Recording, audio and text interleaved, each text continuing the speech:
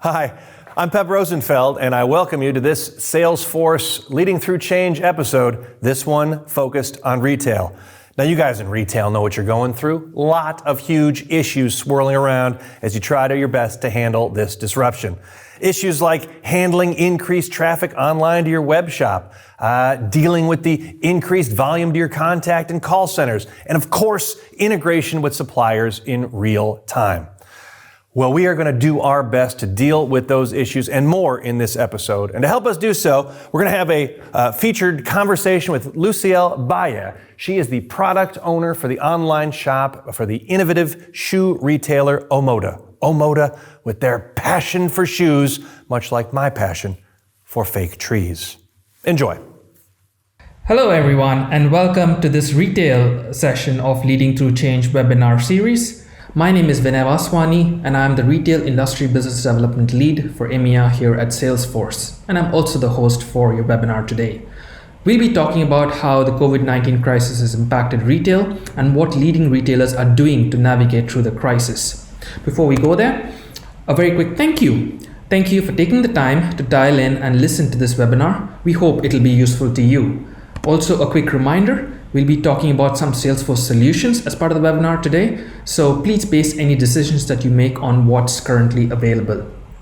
So what do we have in store for you today? A reminder, this is Leading Through Change. So let's start with the why. Why is this relevant? What's happening in the world of retail? And I will take you through that.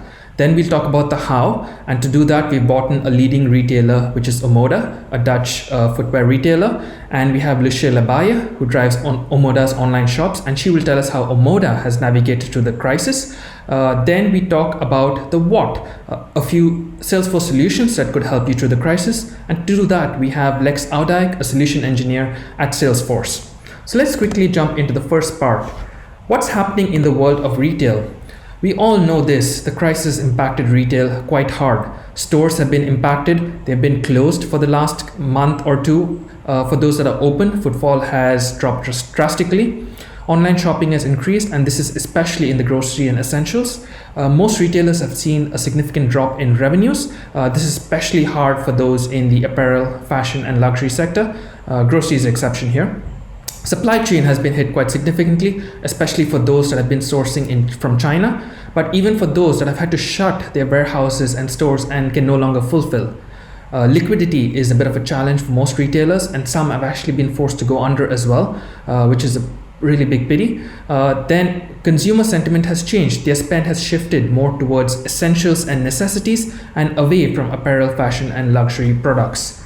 Retailers do need to do a lot to tackle this crisis. A lot in the short term focused on reopening their stores, ensuring that the safety precautions are there, ensuring that they have adequate inventory in the store, and keeping track of their liquidity to tide through the crisis, but also meeting as much demand as they can from online. And that's in the short term, in the next couple of months.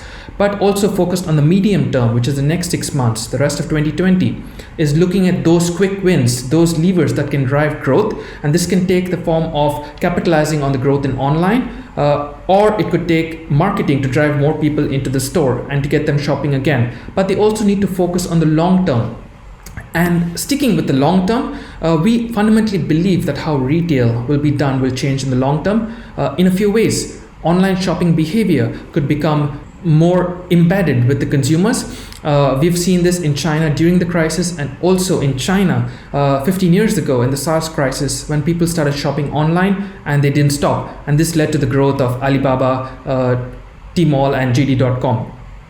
With more online shopping, the role of the stores could also change from being just points of sale to being more experiential on one hand, but also to support the online shopping with more click and collect and curbside pickup. Next, contactless shopping. We have had self-service checkout and contactless payments in Netherlands and Northern Europe for a while now, but this will get embedded a bit more. This will grow a bit more across the rest of Europe as well, and we'll also have self-support and curbside pickup added to the retail stores. Retailers will also become more agile. They'll ensure that their operations are more flexible in case there's a resurgence of this crisis or another crisis like that. This could also extend to things like rental terms. Health and sustainability, both in terms of products, but also in terms of the way shopping is done. So hygiene in store. And finally, in terms of brand communications and behavior, brands have been judged quite harshly by consumers during the crisis if they got it wrong. So brands will be more careful on how they communicate in future to the consumers and what marketing they say. They want to be perceived as more socially responsible. So how do retailers go about adapting to this changing reality in the longer term? We fundamentally believe that they need to transform to a digital first model with more consumers moving online. That's where the retailers need to be. They also need to go back to the basics. We heard this a lot in NRF this January, and that was before the crisis, but that still remains, that they need to focus on the consumer and adapt all of their operations around it. Change in stores, what I just talked about, more experiential and more support to online shopping. Retailers need to make their operations more agile and flexible. And finally, they need to leverage tech intensity to drive growth and efficiency. So this could change in terms of what's happening in retail. But let's hear from an actual retailer themselves. Let's hear from Omoda and how Omoda has tackled the crisis. And to do that, we have Lucilla Bayer. Welcome, Lucilla, and glad to have you as part of this webinar. Can you start by telling us a bit more about yourself and also about Omoda? Yes, thank you for the invitation to this. I'd love to tell you something more about Omoda and our role within the crisis we're all in now. Let me tell you something about myself. My name is Lucilla Bayer. I work for Omoda a little over a year now. And within my function, I'm responsible for the technical development of our online shops, which of course is Salesforce Commerce Cloud. And further, we use Salesforce Marketing Cloud and Salesforce Service Cloud. And in the back end, it's all connected together. Good to have you, Lucilla. Can you start by telling us about how Omoda has navigated through the crisis? What has been the journey for you? What has been the impact in terms of your employees, in terms of your customers, but also in terms of your management? Can you just walk us through the journey on that? Well, of course, the crisis within the Netherlands started around the beginning or half of May this year. And when it was mandatory to work from home, of course, our colleagues, which is possible, work from home. And the first 2 weeks, it was all about adjusting to the new work situation with only online meetings and not seeing each other in real life. And after a week or 2 or 3, we found a new way a way to work with this, and we reinvented our working system. Of course, with all working from home, we also had to close our physical stores within the Netherlands and Belgium. And that has been quite a big impact on our revenue we do every month. Luckily, we were able to open our stores again with needed adjustments and adjusting opening times and maximum amount of customers within our stores. And of course, we keep the guidelines from our government respected. Also, in the beginning of the crisis, we noticed a big drop in online revenue, and that's why we organized a brainstorm within our complete marketing team to get our ideas on how to cope with this and get customers buying online again and getting our service from offline in our stores to online. Like in our stores, we measure child feet to get the right size for child shoes. Of course, we can advise customers on which shoes which is best for them. And now this was not possible, of course, because we did not have an offline shop and only online, and we didn't have a service online to do that. So our customer service was running over with questions about that and other questions about delivery. And we tried to come up with solutions to do that with, of course, the online shopping assistant we came up with, and about providing information for our customers that we still send to other countries, to their homes, and of course, why they were not able to reserve products in our stores, because that's also a functionality we normally use. But within that brainstorm, we noticed that everyone is getting way more creative than we normally are, and we try to work with what we've got, and we used to we're used to think outside the box, and now we're getting used to thinking inside the box again and work really with what we've got. So that's basically the short version of how we get through this crisis. Thanks, Lucilla. Can you elaborate a bit more on the online shopping assistant? How did the customers perceive it? What was the feedback that came, and what was the traction you saw coming out of it? So more of a background story behind it. We were already working on the offline version that people or that customers would be able to online book a personal shopper within the stores. But of course, our shops were closed, and we were not able to continue that project. So we stopped that project, and we rebuilt it to a offline or an online only version. Well focused with video sessions, and that has been a success. We're live for more over a month now, and we've had quite some online shopping sessions, and customer feedback is really positive, and they really like the online personal service that they get from us, like they're used to that we get in the stores, and people or customers can ask really anything about shoes, and we always have an answer to their questions. So now we're optimizing the current flow with integrating a live chat for direct personal shopping questions. We hope to get it live within a couple of weeks. So every customer is really positive about it, and recommends it also to their family. But for example,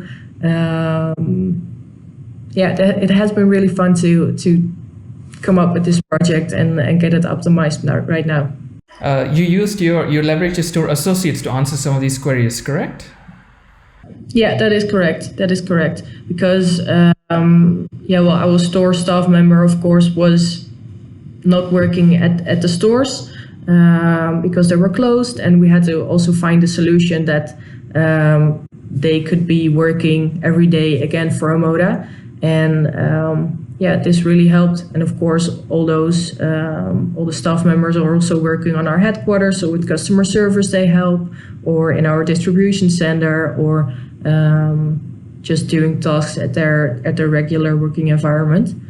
I want to flip quickly into online. I know online is a big part of Omoda's revenues, and you lead the online stores. So what was the traction that you saw there, and did you face any challenges, for example, in fulfillment?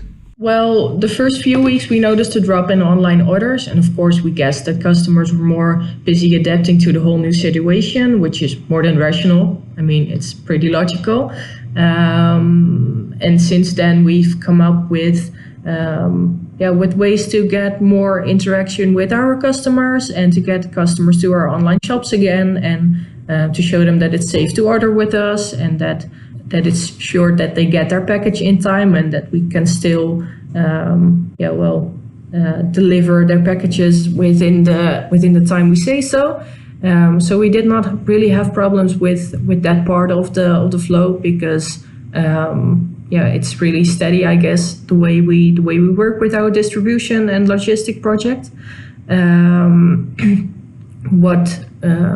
The thing that was a challenge was to get customers again to our online shops. Because their priorities were somewhere else. And the way we did that was with, of course, getting out with the online personal shopping, but also with reassuring them that that we still are able to send their packages to their homes, and providing them with the right information that they looked for. Looking forward, could online grow some more? And what does it mean for the stores? Will not much happen then in the stores if online is like 80 or 90% of your business? We're trying to look forward, but we do not expect that shops will be back to the situation before COVID-19, of course. We have seen a big shift to online the past few weeks, and we expect that to grow. That online will grow the upcoming years as well. And of course, the new rules for the for the shops aren't gone by a couple of weeks when COVID-19 maybe runs out in the Netherlands. So we try to adjust as best as possible to those new rules with like shields at the point of sales in our shops, with the right distances between customers and store staff, and a maximum amount of persons in our shops. Looking at our strategy for the year 2020, we had a couple goals set for this year, and some projects need to be adjusted to the new situation, and some projects are done already because we needed them to get through this crisis, I guess. Like the personal shopping project and other projects we will not realize anymore this year, but that's also fine. So sticking with this adaptation theme as a last question on the post-COVID recovery, out of all that you've changed in your business, you said some you've already rolled back, but looking forward, which are the changes that you think will stick post a crisis? And if something happens in future, God forbid, a second wave or some other crisis happens, do you think you are now ready and that your operations are flexible for such a resurgence? Yeah, I think so. I think we really do. I guess the things or the new features that will definitely stick are, of course, online personal shopping. We have seen that this is such a positive addition to our services, and of course, it's online personal shopping instead of offline. But also our creative way of working and the benefit that we have from documenting, for example, campaigns, so we can configure a campaign within 48 hours instead of a couple of weeks. And of course, like, it's not only about projects. I also guess that the working from home situation has been really beneficial for us. We proved to ourselves that it's not necessary to all work from the headquarters, of course. And for some people, it's really efficient to work from home and really get things done in a short amount of time. Unless you have kids, then it's, of course, a tougher situation. So flipping quickly to the partnership that Omoda has with Salesforce. I mean, we've been partners for a while now. What is your reflection on that, about Salesforce, about working with Salesforce, and also how the solutions have helped before the crisis, and maybe also during the crisis? In October this year, it's about 4 years ago that we start with the whole configuring of Marketing Cloud and Service Cloud. And 2 years ago, we started, we added Commerce Cloud to this. And I think the combination of all these three products, they really work good with each other. And of course, they're all Salesforce products, so it works seamless. Also, the fact that there is continuous development and continuous new features was a reason to go for Salesforce. And we have an open relationship with Salesforce where we can flag if something does not work or can be better, or feedback from us is always taken care of really well, and we're happy with a platform that's so stable where we can trust it, and it doesn't leave us hanging when we have peak moments like Black Friday or a campaign which is really successful. So it's really good to have a platform that we can trust, and a partner which can help us really fast if needed.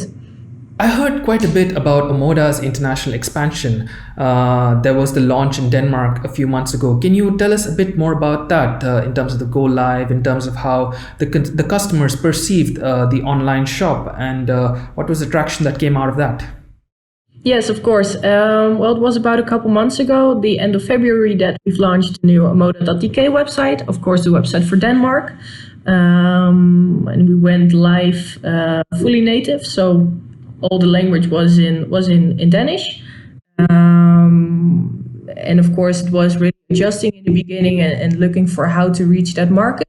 But we started with paid channels, so the shopping channels, Google Shopping, of course, And now we're also expanding to organic results. And after a couple months, we've seen that we're getting really cool reactions of customers that they can shop from Denmark within Omoda. And of course, the organic channels are really growing right now, and that's super cool to see that customers from Denmark can find Omoda without a paid channel. And of course, we're starting to grow the channels more and more, and we're going to add the newsletters from Marketing Cloud, and we'll get Omoda.dk to a grown-up website where whole Denmark can shop. Thank you so much, Luciella. I thought that was a great set of insights that those listening to this webinar will really be able to implement. It was great having you on this webinar. Now let's move on to the next section, which is a demo of some Salesforce retail solutions. And to do that, we have Lex Oudijk. Over to you, Lex. Thanks, Vinay. And now I'll show you the what with 3 examples: clienteling at home, video chat, and Salesforce 360 for retail. Beginning with clienteling at home. This solution was invented in the first few weeks of this crisis, when we saw a lot of stores around Europe close down, either through self-regulation or government regulation. This created many new problems, 2 of which are store associates sitting at home bringing almost no value to the company, and customers are no longer able to ask questions about product or style because stores are closed. That's why we came up with clienteling at home to once again connect shoppers to retailers. We've already implemented this at multiple European retailers, and with this quick demo, I want to show you what this could look like for your company. So imagine me as a customer browsing the website of, in this case, Northern Trail Outfitters, and as I do so, I might have a question about backpacks being sturdy enough or the size of my hiking boots.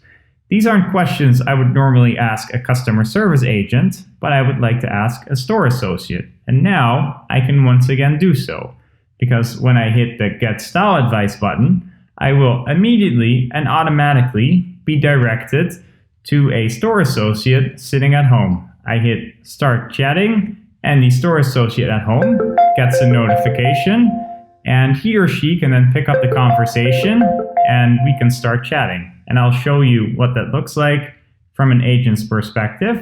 So in this case, Koen, the store associate, sees a chat pop up here. He simply accepts the chat and he is automatically connected to Lex, to me.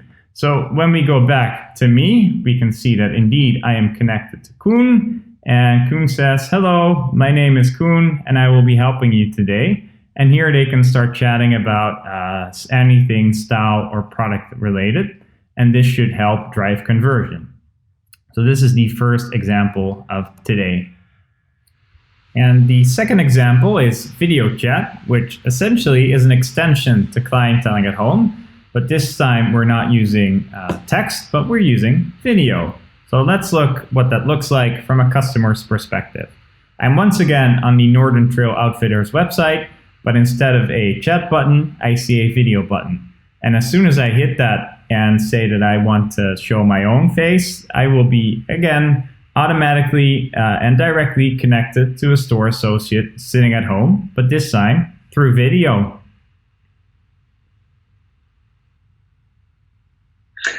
Good afternoon. My name is Koen Rings from Northern Trail Outfitters. How may I help you? Hi, Koen. Good afternoon. So good to see and talk to you. My name is Lex. I have some questions. Could you please help me? Sure thing. Where can I start? Well, I'm a beginner hiker and I'm unsure about my own capabilities. So any tips you might have could help? Sure. Maybe I could guide you through our backpacking tips in the lower left-hand corner of your screen. Yeah. We've collected some tips there. Yeah, that sounds good. Cool. Thanks so much, Koen. You're very welcome. And as I close this conversation, you can see that the store associate at home can help me from either at his or her home or from the store through a personal connection of video, once again connecting shoppers and retailers. And the third example is Salesforce 360 for retail. We have many solutions within retail, but the golden triangle, so to speak, is most definitely the combination of service, marketing, and commerce. Because when you can combine all those three channels in one platform, you can give a consistent experience to your customers. And then he or she doesn't even know or care whether he or she is approached through a service, marketing, or commerce angle. It's just about the smooth and consistent experience, which creates for a better customer experience. For example, think of a service agent who can see the order history from the commerce website and can then give better advice or better recommendations to customers. Or from within marketing, where you can suppress email campaigns when a customer has an open complaint and is maybe not too happy about reading your emails right now. Or when a customer has an abandoned shopping cart, you can automatically send a abandoned shopping cart email, drawing them back into the conversion process and hopefully finalizing and closing a sale. And there are many more examples of these when you combine all of these three channels into one platform. But I think we're running out of time, so that's why I want to pass it back to you, Vinay. Thanks, Lex, for that great demo of the Salesforce solutions.